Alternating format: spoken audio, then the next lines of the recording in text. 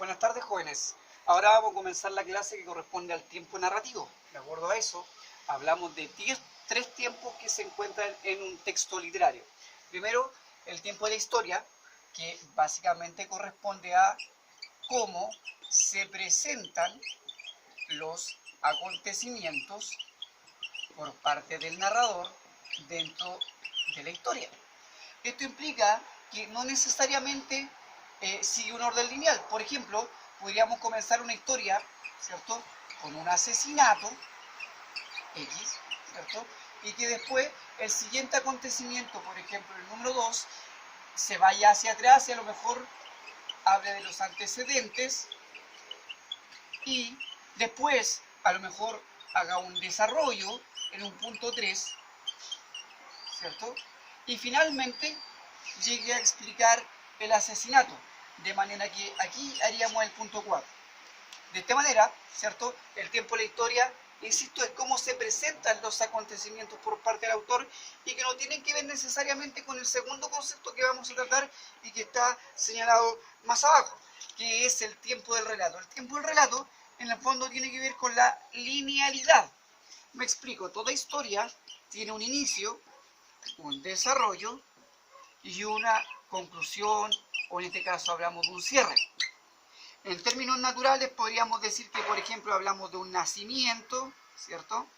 Hablamos del desarrollo de la vida de alguien y luego finalmente llegamos a la muerte, ¿ya? En este caso, ¿cierto?, el tiempo del relato tiene este orden lineal y este tiempo del relato era frecuente en los textos hasta principios del siglo XX. Ahora, esta fórmula del tiempo del relato puede coincidir con el tiempo de la historia. Eso era, como decía, frecuente antes del siglo pasado, del siglo XIX hacia atrás. Ahora, a estos dos tiempos, que son propios del texto narrativo, se le superpone el tiempo referencial histórico. ¿A quién nos referimos con el tiempo referencial histórico? A la época a la cual el texto se refiere. Entonces aquí hay que hacer una diferenciación súper importante.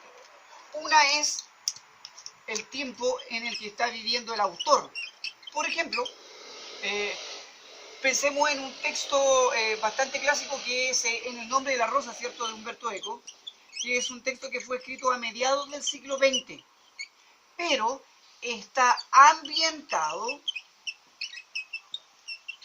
en el siglo XIII, es decir, la época a la que se refiere el texto corresponde al siglo XIII, sin embargo fue escrito en el siglo XX por parte de Umberto Eco, ¿ya?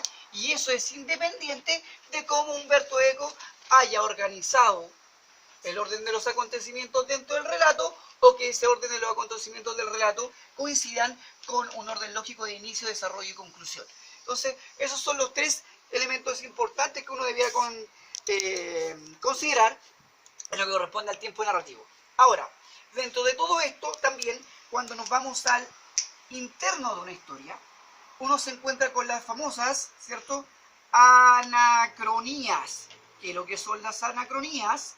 Las anacronías tienen que ver con los saltos temporales.